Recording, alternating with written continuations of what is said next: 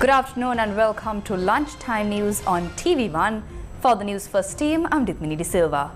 For a start off, let's start off with a look at the headlines.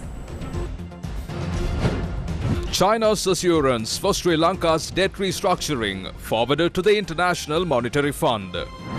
IMF bailout will be received by end of March, will not allow protests that disturbs the stability of the country, says President.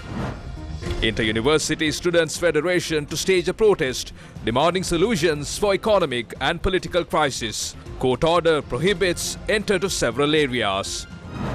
Decisive discussion among professionals against the tax policy. Government officials meet Election Commission.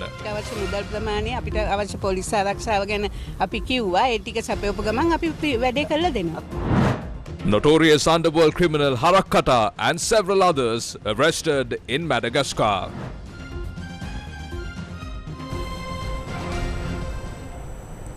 In local news, a shooting has taken place in the Kotahena area this morning around 9:30 a.m.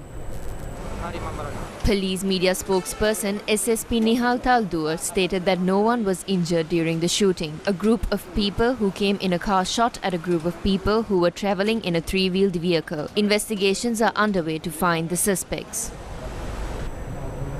Meanwhile, 6 suspects from the same family who were arrested in connection with assaulting several police officers are due to be produced in court today.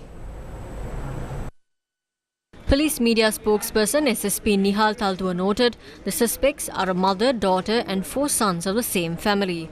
They are aged 58, 27, 38, 33, 29 and 21 respectively. The police media spokesperson noted that search operations are continuing to locate the father who fled the area following the incident. Police added that the 29 and 21-year-old individuals who sustained injuries in the incident are receiving treatment under police protection. The incident occurred when the police were inspecting several people in Veerakati yesterday, following which an argument broke out, resulting in the assault.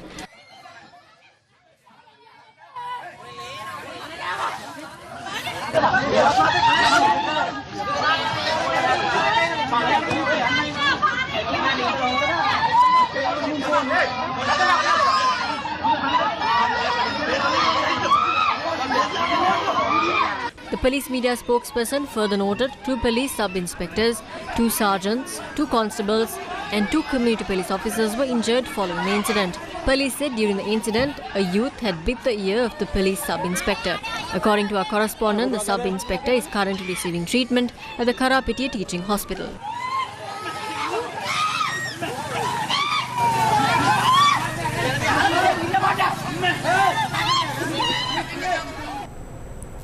In our headline-making story, China has given assurances that it will support Sri Lanka's debt restructuring, clearing the biggest hurdle for Sri Lanka to secure a $2.9 billion bailout from the International Monetary Fund. According to foreign media, Sri Lanka's largest bilateral creditor gave written support for the debt restructuring via the Export-Import Bank of China on March 6th. Bloomberg quoted people familiar with the situation as saying the letter meets the requirements of the IMF. China's backing completes the support Sri Lanka needs from creditor nations to allow the IMF board to approve the loan that was agreed upon the fund's staff in September. U.S. Secretary of the Treasury Janet Yellen has expressed support for Sri Lanka's steps towards an IMF-supported program to advance economic reform and achieve a strong and durable recovery. She said this while speaking to President Ranil Wickremesinghe over the phone yesterday, according to a release by the U.S. State Department of Treasury. The release added the Secretary had welcomed Sri Lanka's commitments to transparency and comparable treatment for all bilateral officials and private creditors.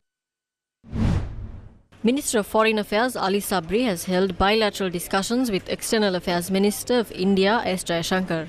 The conference on geopolitics and geoeconomics committed to addressing the most challenging issues facing the global communities. According to the Government Information Department, Ali Sabri had briefed his Indian counterpart on Sri Lanka's progress, debt restructuring and matters pertaining to discussions with the IMF. It further noted Minister Sabri and S. Jaishankar summarized the economic assistance between the two nations and discussed the future course of action. Sri Lanka's Minister of Foreign Affairs has also had bilateral discussions with foreign ministers of Turkey, South Africa, Brazil and the Deputy Prime Minister and Minister of External and European Affairs, Tanya Fajon. The Government Information Department said that the purpose of these discussions is to strengthen Sri Lanka's existing relations and cooperation with those countries. In order to discuss the future measures to be taken against the government's unfair tax collection, a joint discussion of the Union of Professionals is being held today. This union includes 40 trade unions, including Government Medical Officers Association, Port, Electricity, Water Supply, Banking, Petroleum, University teachers. In more local news, the Global Sri Lankan Congress says that the strengthening of the dollar does not mean that the country's economy is headed in the right direction. At a press conference held in Colombo yesterday, its leader Manjini Shankar said that the government has sacrificed the country's economy for its political survival. ලංකාවේ වෙළඳපළ ඇතුළත dollar එක මිල අඩු වෙනවා කියන්නේ If the value of the dollar in Sri Lanka decreases, that means the amount held in Sri Lanka must have increased and the demand for the US dollar should be decreased. The government and the central bank says we have arrived at this situation because of the measures taken to strengthen the rupee. This is a completely misleading statement. They are doing this to deviate the attention of the people. The main reason for it to decrease was the decrease of the policy interest rates from 25 to 15, and the preliminary agreement has been agreed with the International Finance Corporation for 400 million USD currency swap. These are all short-term matters. We should understand that there will not be a demand if it arrives, mainly because it cannot be used for imports. Just to portray a wrong picture that shows the rupee is strengthening and the USD exchange rate is decreasing, the government has wasted around 10 to 15 billion US dollars. This much of money has been wasted from the economy for the continuance of their political journey. What they're doing right now is causing losses that cannot be reversed. The government has to start sustainable activities sometime to carry the economy forward. At that time, the demand for USD will increase, and it could increase up to 400 rupees because this government does not have any proper plans. අන්නේ ක්‍රියාවලිය කොයි වෙලාවෙද පටන් ගන්නේ පටන් ගත්ත ගමන්ම මේ dollar එකට තියෙන ඉල්ලුම සම්පූර්ණයෙන් ආයේ වැඩි වෙනවා වැඩි වීමත් එක්ක ආයේ මේක රුපියල් 400ට 500 600ට යන්න පුළුවන් මොකද හරියාකාරී තීන්දුව දෙන්න ගැනීමේ හැකියාවක් මේ ආණ්ඩුවට නැහැ. The Speaker of Parliament, Mahinda Pabewardena, informed Parliament that he has received MP Mayantha Dissanayaka's letter of resignation from the post of Chairman of the Committee on Public Finance. I wish to inform Parliament that MP Mayantha Dissanayaka has informed me in writing that he will be resigning from the post of Chairman of the Committee on Public Finance. Accordingly, to fill the post of Chairman of Committee on Public Finance, a Parliament Select Committee meeting will be held on the 4th of April 2023. The 4th Magistrates Court has issued an order preventing Wasantha Mudalige and others from entering several locations, including the President's Office, the Presidential Palace, the Ministry of Finance and Golface. විශේෂයෙන්ම අන්තර්විශ්වවිද්‍යාල විශ්ව බල මණ්ඩලයේ කැඳවුම්කරු මුදලිගේ වසන්ත කුමාර ඇතුළු තවත් සහභාගී වන The court order was issued directly for the convener of the IUSF Vasantha Mudalige and 15 others. They are prohibited from entering the roads in Colombo 3, Company Vidya and Fort Police jurisdiction. Also, the court order states they are not allowed to enter the Presidential Secretariat, President's House, Ministry of Finance premises and the Golface. මන්දිරයේ මුදල් අමාත්‍යාංශයේ ගාල්මුදර පිටිය කියන පරිසරයට ඇතුළු වීමෙන් වළකින ලෙස තමයි මේ නියෝගය ලබා දෙලා තියෙන්නේ.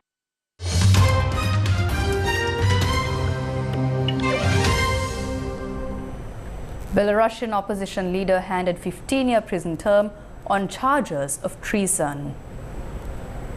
Exiled Belarusian opposition leader Sviatlana Tsikhanouskaya has been handed a 15-year prison term after being convicted in absentia of treason and conspiracy to seize power. A verdict says she is punished for her efforts to promote democracy. Tsikhanouskaya, who is aged 40, a former English teacher, fled to neighboring Lithuania in 2020 after running against incumbent Alexander Lukashenko in a presidential election, which official results showed Lukashenko won by a landslide.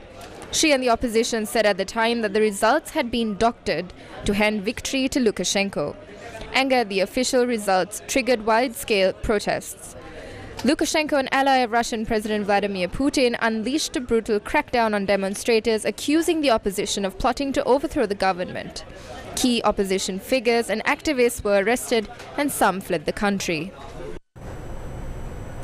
Canadian Prime Minister Justin Trudeau has said that an independent special rapporteur will probe alleged Chinese interference in their recent elections.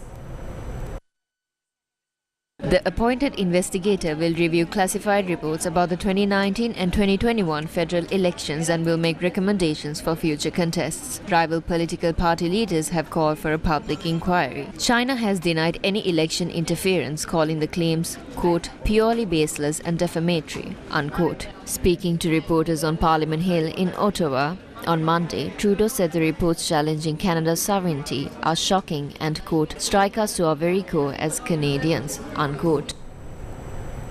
The US and Mexico are searching for 4 Americans who were kidnapped in northeastern Mexico last week. The US citizens were driving through Matamoros in Tamaulipas state in a white minivan when a group of unidentified gunmen shot at them. The US government said they were then placed in a vehicle and taken away.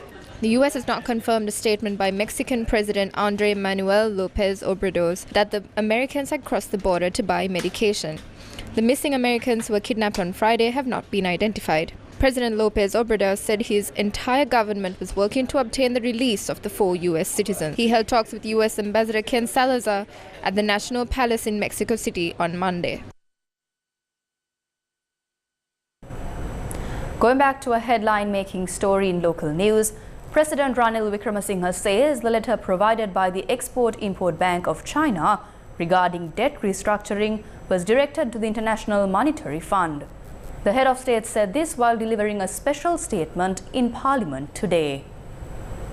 ශ්‍රී ලංකාවේ ආර්ථික අර්බුදයට සාධනීය විසඳුමක් ලෙස IMF ආයතනයේ සහාය ලබා ගැනීමට In March 2022, the government decided to seek IMF assistance as a favorable solution to Sri Lanka's economic crisis. By September 2022, we reached a staff-level agreement with the IMF. However, the IMF said the agreement couldn't be presented to its board of directors until Sri Lanka obtained debt sustainability. Therefore, to assure debt sustainability, Sri Lanka held several rounds of talks with its creditors. India provided financial assurances on the 16th of January 2023 and China provided assurances on the 17th of January. The Paris Club agreed to provide financial assurance to Sri Lanka during the meeting held on the 25th of January.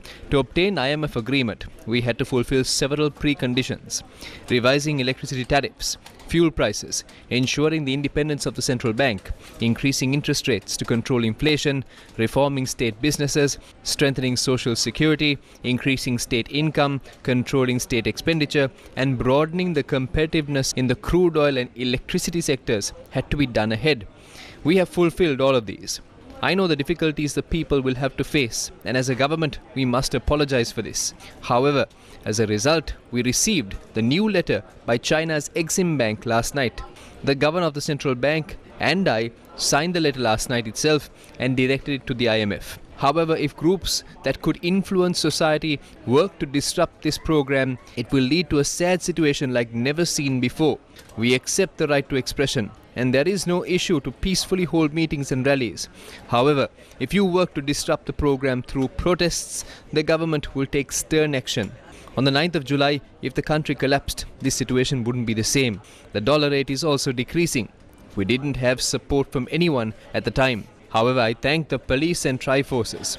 Because of their actions today, we have crude oil, fuel and electricity, and we will have dollars soon. ඊට පස්සේ අපි නව කෙටුම් පතක් ගේනවා ඉදිරි මාර්ගයයි වැඩසටහන් ගැන එක ජාතික සභාවටත් දෙන්නම් පාර්ලිමේන්තුවේ සාකච්ඡා කරලා ඒක අපි ඒ ගැන එකඟතාවය ආවම මේක දීර්ඝ කාලින මධ්‍යම කාලින සැලැස්ම ගැන කියන්න. In other local news, it is reported that notorious underworld criminal gang leader and drug trafficker Nadun Chintaka Wickramaratne alias Harakata has been arrested. Police said that reports have been received that a group including Harakata were arrested in Madagascar. Police added that confirmation and further information on the matter has been requested from Madagascar security officials. Police said that further investigations will continue. In more local news, opposition MPs met with officials of the Election Commission this morning at the National Election Commission headquarters for discussions regarding the local government election.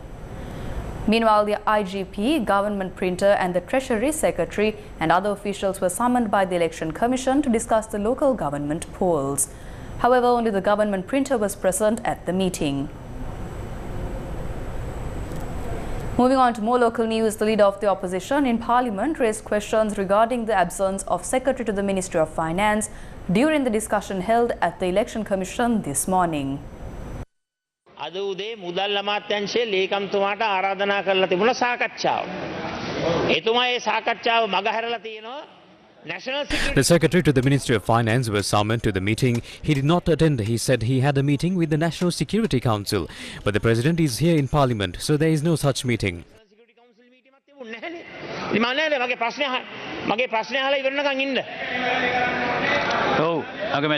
National Security Council meeting එකේ ඉඳලා මම ගිහිල්ලා නැතුව මම මෙතන හිටියා.